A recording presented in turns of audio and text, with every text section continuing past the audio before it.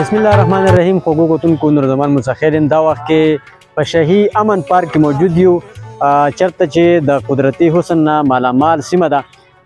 دلته موږ دا وخت د امن پارک کې موجود یو چې ډېر یو بهترین سپاټ دی، ډېر زیات ښایسته علاقه ده. الله تعالی دې ځای له حسن ورکړی دی. دلته زموږ سره ملګري هم راغلي، د هغوی سره به هم خبرې اترې کوو. د دې ځایي چې کوم خلک دی د هغوی سره به هم خبرې اترې کوو. خو د دې ځای باره کې به زه دومره ووایم چې کوم حسن خدای پاک دې ځای له ورکړی دی، قدرتي طور الله پاک دا ښایسته نظارې پیدا کړي دي. زما څومره خلک چې په دې وخت کې ګوري هغوی ته زما دا ریکویسټ دی چې راشئ د علاقه وینئ. دا د قدرتي حسن نه مالامال سیمې چې کوم دي، دا د الله تعالی چې کومې پټې نظارې دي دا وینئ، دنیا ته ښکاره کوي او د دې ځای نه خوندونه والی، مزې والی.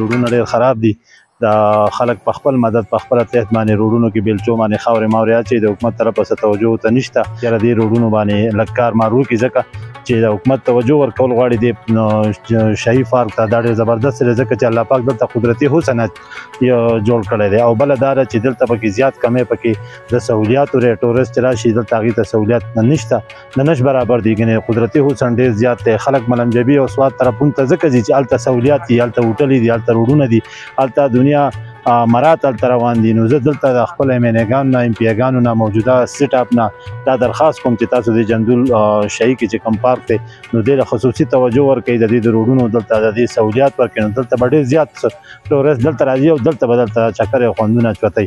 نو زما ټولو عوامو ته دا درخواست دی چې تاسو راشئ او جندول پارک ته. دلته یو خصوصي او د قدرتي حسن دی، د دې نه فایده او مزې واخلئ. ښایسته پارک دوی جوړ کړی دی نو ډېر زیات سہولیات یې ورکړي دي. کم خلک سیل کوونکي راځي دلته مخکې نه به شهید خلک چکر له راتله خو داسې نه د پاتې کېدو ځای او نه دلته نور څه سہولیات وو. اوس الحمدلله ماشاءالله د خلکو ډېر زیات محنت کړی دی او دلته یې ډېر زیات د ماشومانو د لوبو لپاره د فیملی لپاره هغې لپاره ډېر ښایسته یو پارک جوړ کړی دی. د هغې نه علاوه د پارک نه علاوه رهایشي کمرې هم موجود دي چې خلک دلته راځي پاتې کېږي. نو اوس هغه ټینشن د خوراکي هوټل هم موجود دی، هغه ټینشن نشته دلته چې کوم به څه کلونه مخکې دلته و خلکو ته چې دلته به راغله او ګنټه نیمه به یې تېره کړله او بیا به واپس وتلو ټینشن و.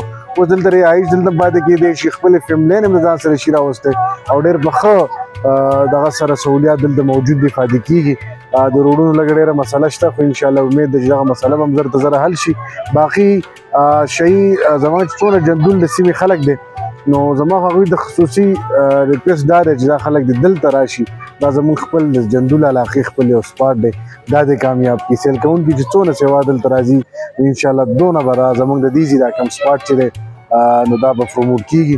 زما ټولو کتونکو ته دغه درخواست دی چې خامخا دلته وزټ وکړي. ډېر صاحب دا راته ووایه چې زموږ کومه سیاسي واکمن دي دا ځای چې کوم دی د عدم توجه ښکار دی، دې طرف ته متوجه نه کوي، سہولیات نشته. دا خلکو چې کوم دي کم سہولیات دلته تاسو وینئ دې خلکو په خپله آب مدد آب کې تحت دا کړي دي.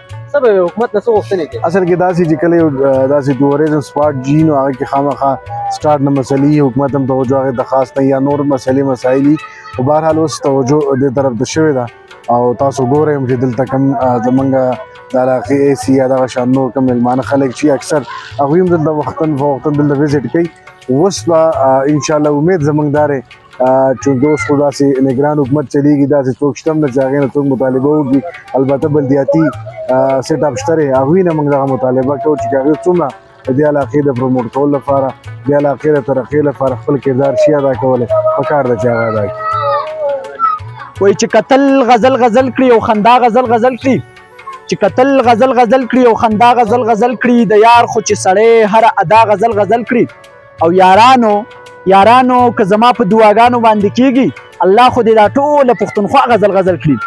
سلامونه مې ومنئ ګرانو ملګرو، طیب الله نادان یم. د شهي ښکلاګانې د چا نه څه پټې پناه نه دي. شهي بالکل نیچرل ښکلا لري، موږ له خدای پاک دا قدرتي ښکلا راکړې ده او بالکل د دې ښکلا چې موږ قدر وکړو او د دې یو قسم له موږ خیال وساتو چې دلته هېڅ قسم له ګندګي سازه نه کړو.